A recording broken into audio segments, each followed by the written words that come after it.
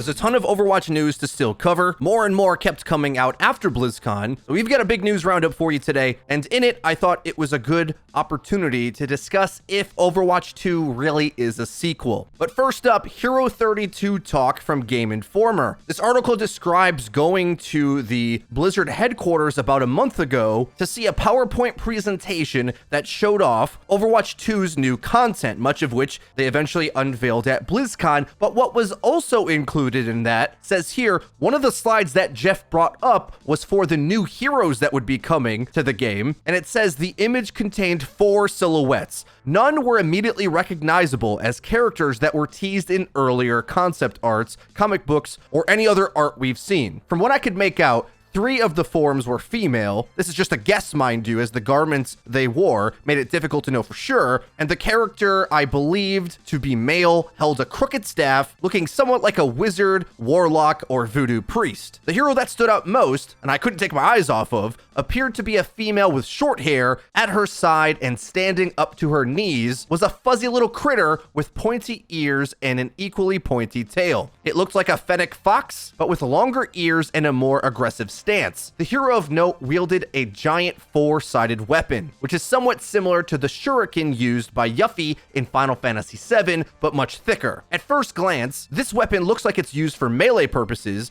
but given Overwatch is a sci-fi universe, I wouldn't rule out the possibility of it being thrown like a boomerang. Regarding the animal, your guess is as good as mine, whether it would be on the battlefield or not. There's a chance it could be summoned like Bob for an ultimate, or not used at all like Bastion's bird, Ganymede. Given how prominent it was in the artwork, I get the feeling this animal is used in some way. Imagine being able to tell it who to attack or pin down just by aiming at the foe. Again, this is all speculation, but from the silhouettes alone, this looks to be one of the wildest heroes for the game yet. Given how quickly Kaplan moved from this slide to another, I didn't get good looks at the other 2 characters, but they didn't stand out like the other 2. I asked Kaplan if he could give me one word that describes any of the new heroes, and he responded with a quick no. Blizzard doesn't want to talk about them yet, but I did get a rare look at 4 that will be coming to Overwatch 2. Either when it launches or later down the line. That's all very interesting. It looks like the potential of a summoner hero, as well as silhouettes, a warlock type, perhaps a beast master type who has a summoning ability. We've seen lots of these archetypes both in the RPG style games that Blizzard already creates, in MOBA games as well. And since Overwatch is a hybrid of those concepts, I think it's fair to say that these are in the ballpark of the types of characters we should see for upcoming heroes. Now, the writer said that this could be Hero 32,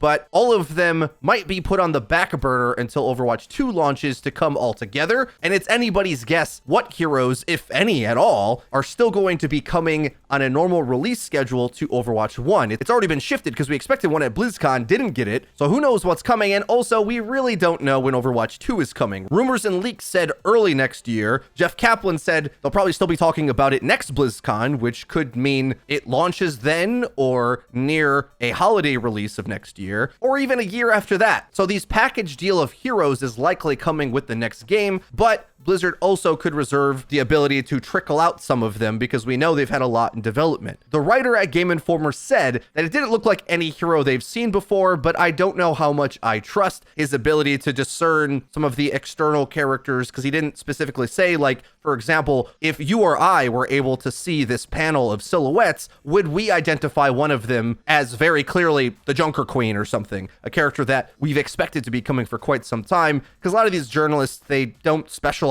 in the game and perhaps don't even know that Junker Queen is a character, for example. And she's the type of character I would really suspect to come out eventually, or even in a package deal with Overwatch 2, and especially since the writer explained one of them looked similar to Yuffie or Yuffie from Final Fantasy VII. I don't know how you say that. I've never heard it said out loud. The Junker Queen could be this character that he saw, but there's also multiple others that we can expect to come as well. Only time will tell if we can still expect 3 heroes heroes in a year for Overwatch 1 and the level of support Blizzard aims to give to the original game, or if they're going to hold off more and more content to pack into the sequel, just to build up hype for it. Because remember, anything they add with the sequel gets added to Overwatch 1 anyway, so you don't have to pay for that content. All the PvP stuff is more or less a content drop, and that part of it is definitely an expansion of the game we already know, but they want to time it to have a big oomph of content to bring players back to buy the PvE content as well, which is more so what the sequel's about. Now, we have a lot of other news things to catch up on, so we're just going to run through it, and then by the end of the video, kind of evaluate what Blizzard have revealed to us as Overwatch 2. Is it even really a sequel? Now, to that point, Kotaku wrote an article about an interview they had with Jeff Kaplan, who described that it was very challenging to try to get the higher-ups at Activision Blizzard to buy in to Overwatch 2 being somewhat of an expansion, as in allowing you to carry over your progress and everything you own into the next game as well. In this article, and basically all communication I've seen of Jeff and the dev team talking about how they're trying to deliver this content, the way I would synthesize the message is that they want to make a sequel without screwing over the current player base. Because as Jeff says in this Kotaku article, it did take for them to convince the higher-ups to allow them to merge the two games. That's normally not a thing. Activision is very used to just churning out Call of Duty year after year with entirely new maps, graphics, guns, and a lot of it is copy-paste and a new coat of paint here or there, and Blizzard didn't want to do that with Overwatch. So to that degree, the move and decision to do this is incredibly commendable by Blizzard, and in all of our confusion and with the balance of PvP right now, I'm pretty salty. We'll get to that later. For now, I think it's important for us to realize and applaud Blizzard that when they say redefining the sequel, yes, I can look at this and say somewhat cynically that really what you want to do is mark it as a sequel so that casual players know they have to buy into it, right? It really defines the product as a separate thing, but also have all the benefits of an expansion. Because an expansion is supposed to be a good thing,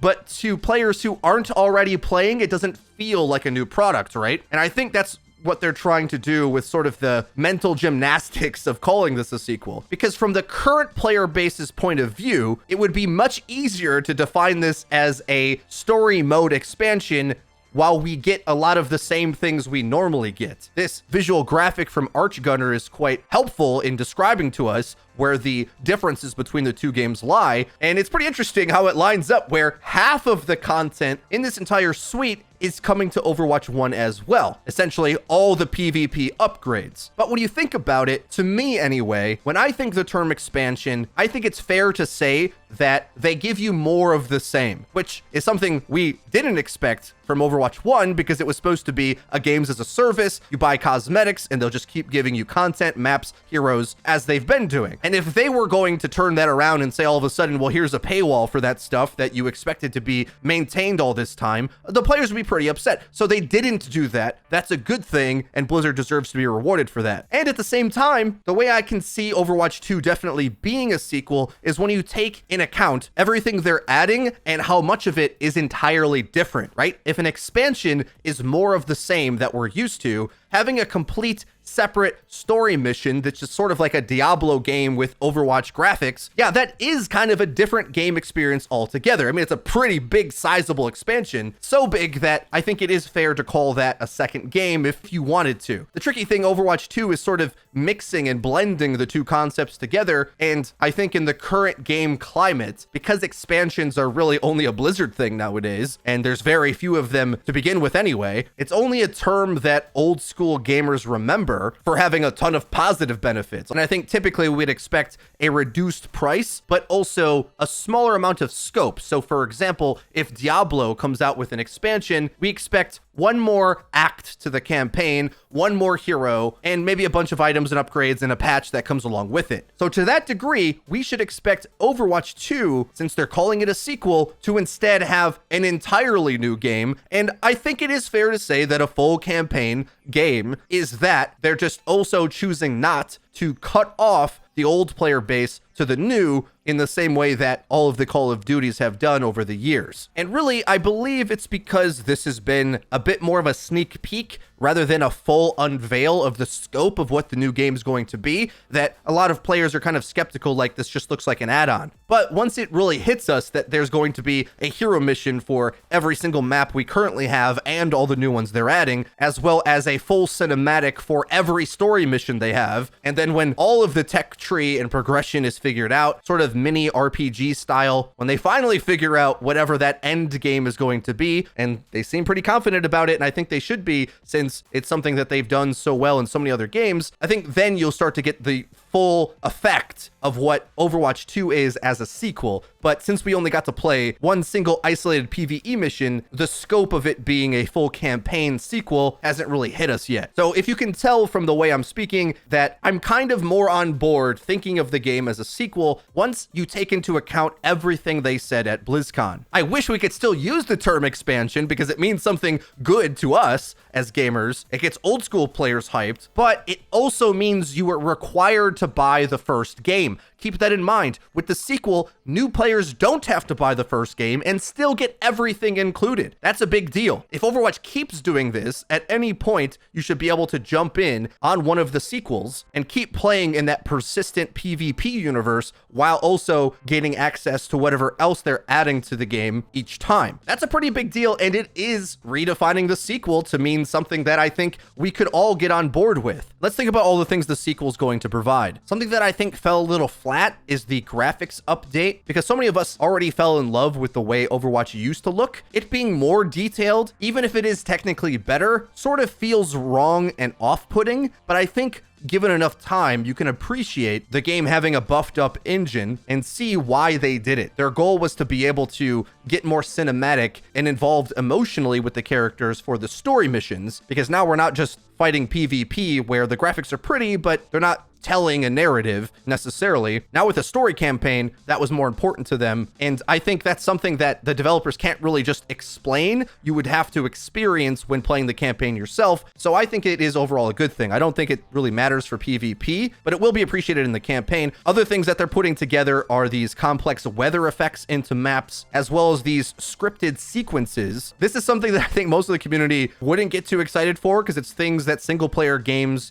that are good anyway typically have in a campaign anyway, but to see it done in Overwatch well, I think is good and solid. Again, we really just have to see the entire game to get the effect of this being good or bad. These little sneak peeks aren't nearly as much hype as it will be when we feel like the game's done and they did all these things well. It looks to be on the right track from what I can tell, but it'll take seeing more than just a sliver of the game to really get that full effect. So all things considered, although I'm pretty upset where PvP is currently, they still have time to change it and surpass my expectations with how well they can maintain it, even while trying to create their next product. It's going to be tricky, but I plan anyway to try to be fair in my assessment of that. Currently, I think they're not doing a good job addressing the balance concerns of the game and other concerns as well, but being able to play while queuing coming in the next PTR, as well as whatever other stuff comes with it, is definitely a step forward. But realistically, at the moment anyway, I am much more optimistic of Overwatch 2